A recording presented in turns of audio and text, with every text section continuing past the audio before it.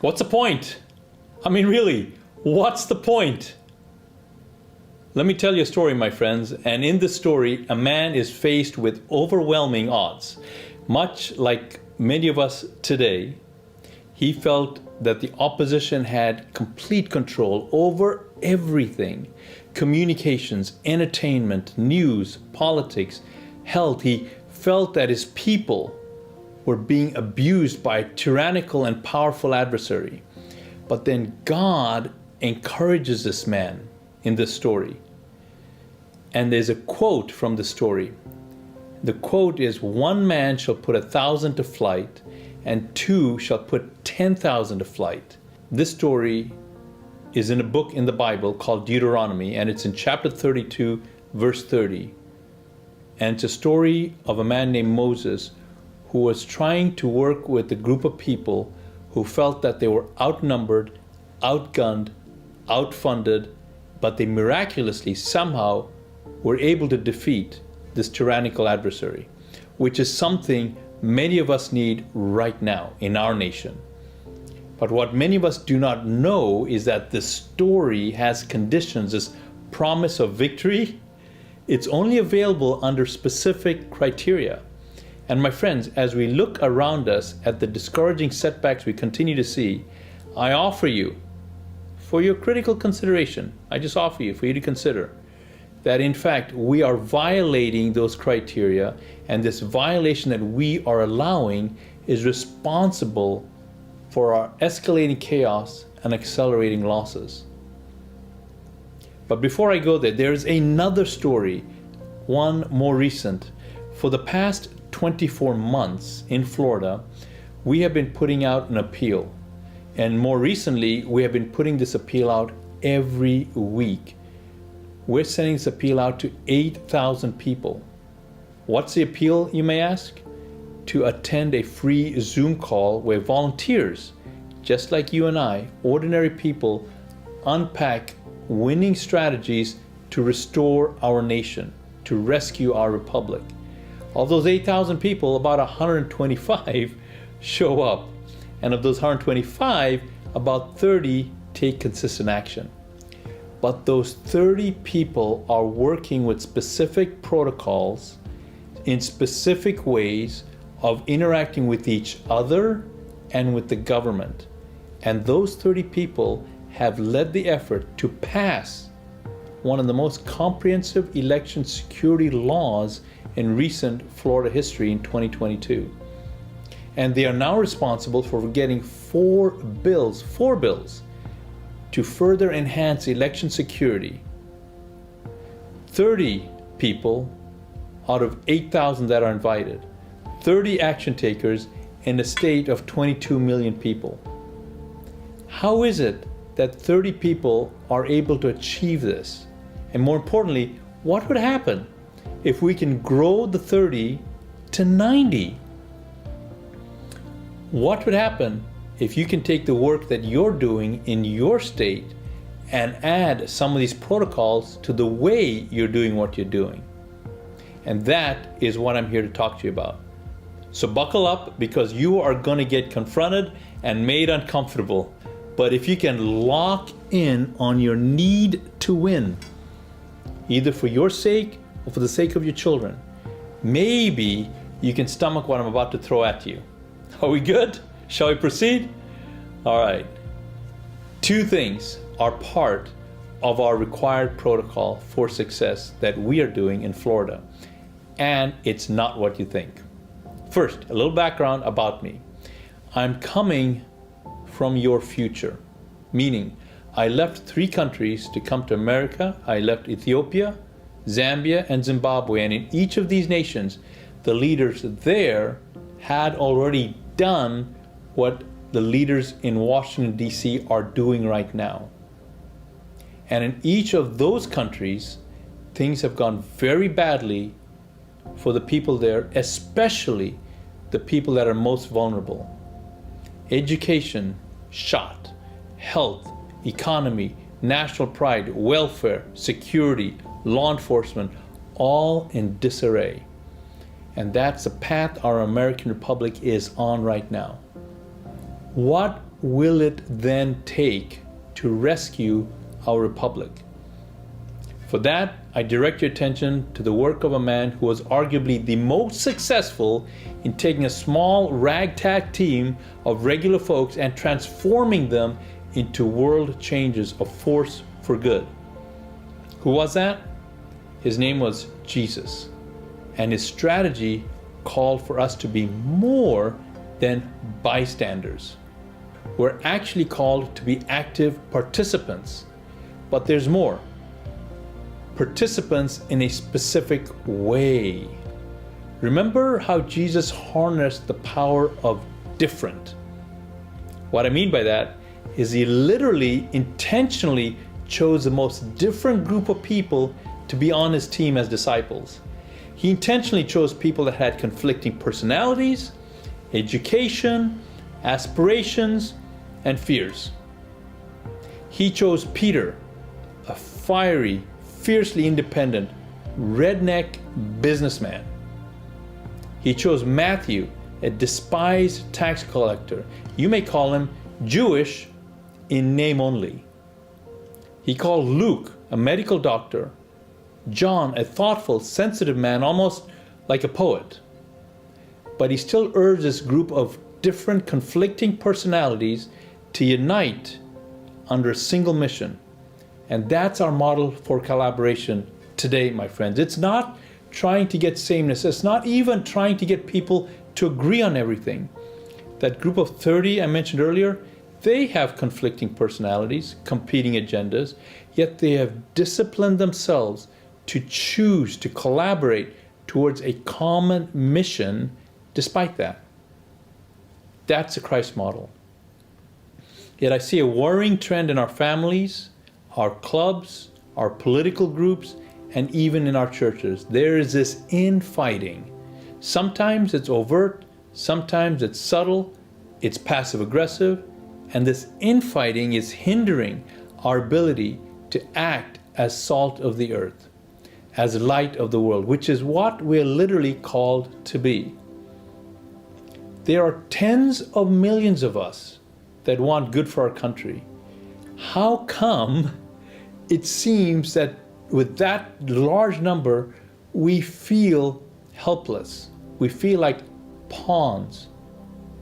These internal squabbles is a cancer that is impeding our momentum. Of course, there will be those who will justify their self-righteous indignation at their peers. They will look down on their nose and say, oh, well, I'm a rugged individual. I believe in rugged individualism, and that person, well, they're a rhino, she's a plant, she's internal opposition, they're not MAGA enough, they're too MAGA, or whatever. Be careful. While your intentions may be good, your actions are cannibalizing us. And consider, you don't have the slightest clue about the necessity of operating as a single, highly choreographed, highly synchronized professional unit in order to defeat our adversary. So, that was heavy. I got it. You maybe agree, maybe don't agree. I understand. I appreciate you considering the words I'm putting in front of you. So let's change topics. Let's talk about the Chicago Bulls. Okay, that's what I call a topic change, my friend. Consider the Chicago Bulls transformation. They were formed in 1966 and they struggled.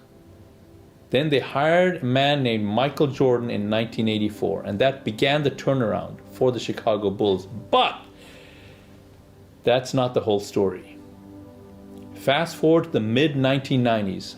On the one hand, you have Michael Jordan, paragon of discipline, finesse, focus, and then enters Dennis Rodman, the antithesis of Jordan's personality. He was flamboyant, he was unpredictable, he was controversial, and their alliance was improbable. It was as improbable as bringing together a fisherman, a tax collector, a medical doctor, and a poet. Jordan and Rodman were not just different, they almost hated each other. They refused to talk to each other. They were pulls apart Jordan with his polished image, dedication, contrasted starkly with Rodman's wild hair, infamous antics. They were literally like oil and water, fire and ice clashing in every conceivable way. But yet,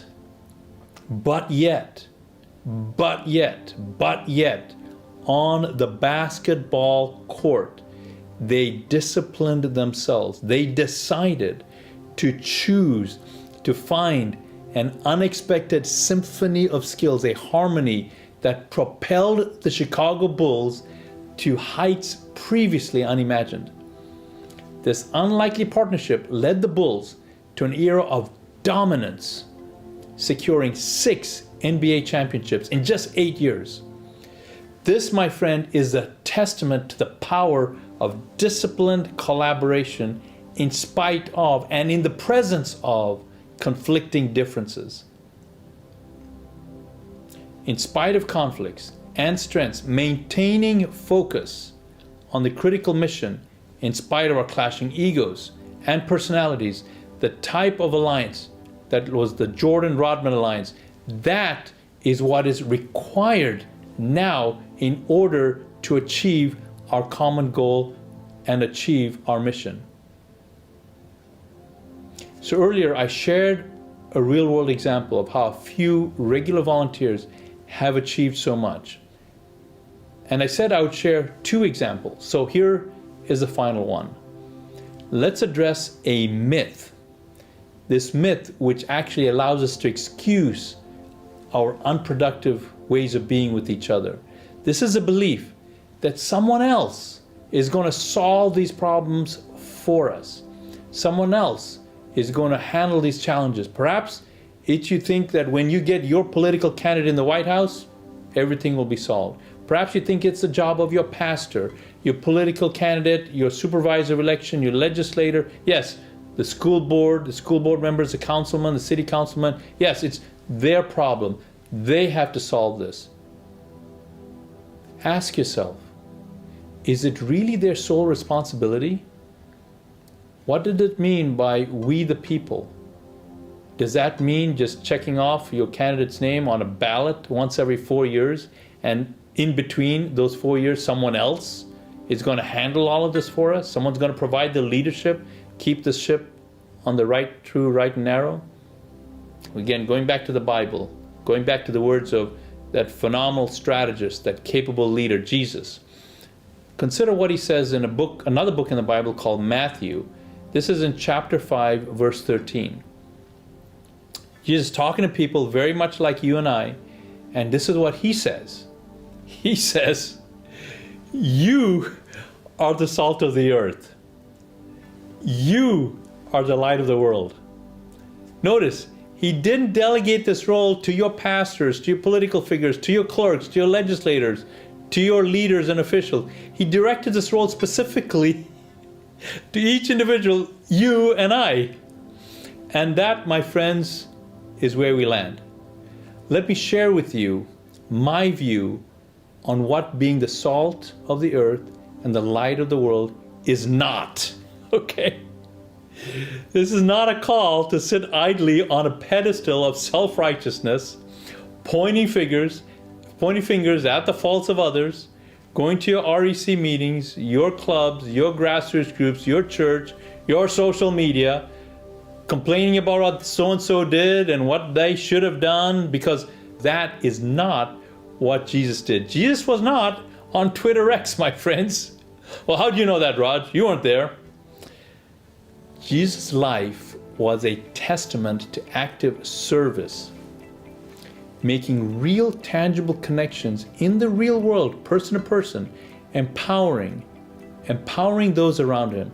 He didn't create movements by just calling out what was wrong. He inspired change through action. Jesus taught with authority. He built communities of faith. He inspired hope. He directed wisdom through wisdom. And most importantly, he acted. He fed the multitudes. He healed the afflicted. He comforted those in despair. His life was a relentless pursuit of doing, not just talking, and certainly not posting on Twitter. And now he's counting on us individually to emulate that example. It's easy to criticize from the sidelines and wait for someone else to step up.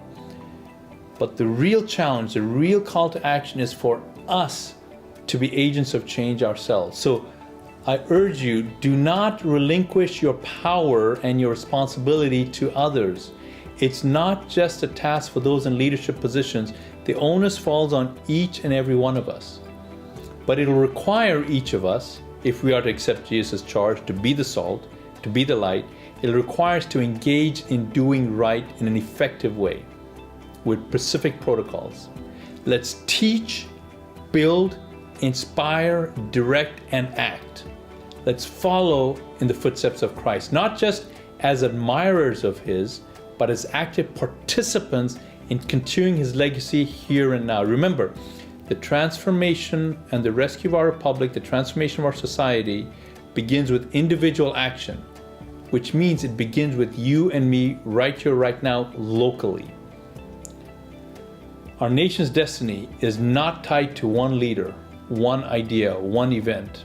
The real change demands our collective, higher level collaboration consistently and persistently. Petty squabbles, name calling, it might be momentarily satisfying, but they achieve nothing of lasting value. We stand at the crossroads much like the Chicago Bulls did. Will we let our differences divide us, or will we find our strength in those differences? The different skills, the different talents, the different capabilities, those conflicting personalities. That's the stuff with disciplined collaboration that is the building blocks of rescuing our republic. The future of our republic, my friends, literally is dependent on us taking specific action. So I will give you some suggestions for your consideration, some actions to take. Take action like this. Number one, educate your neighbors face-to-face over a cup of coffee, over barbecue, or on a table, face-to-face, building relationships, not online, because online activity is very impotent. So educate your neighbors about what? About the importance of voting. Number two, share the track record with your neighbors about your legislators and your officials. Number three, train yourself on how your governance operates in your communities. Number four, spread this call of action far and wide. Foster collaboration in your groups without requiring uniformity. Number five, form influential teams to engage with key decision makers, meaning get on your team a business owner, a faith leader, an educator, a data professional, a salesperson, a teacher, a parent, people with good standing in your community. And then as a collaborative team, meet with your leaders repeatedly to the point that they know and respect who you are in your community. That is primary. Them agreeing with you, supporting you, that's secondary, and that'll only come after you've repeatedly done the preceding four steps. Well, how do you do that? One, get plugged into an effective, vibrant, professional, action-taking group in your area. Also, consider attending our weekly free strategy calls. What's covered on these calls? Why should you attend? Well, this is what's covered. How to build a team, how to maintain a team, how to increase your influence and your power in your local community, how to approach your officials, how to deal with continually being rebuffed by officials, how to leverage your peers in your community to rescue our republic. That is what your peers are covering each week on these calls. In conclusion, the rescue of our republic lies not in one leader, in one event, but in each of us taking responsibility, teaching, and leading in our communities. Let us commit to this path and be the change you wish to see. My name is Raj Dorsami. I am simply an immigrant here who's answering the call to be the salt of the world and the light of the world in a dark time. And there's a community of others that are also answering this type of call, all in their own ways, from diverse backgrounds, religions, education, and skill sets. But make no mistake, we are operating as a professional, highly trained, highly informed, choreographed, collaborative unit, and we are pushing back. Join us. Together, we can build a future that we can all be proud of.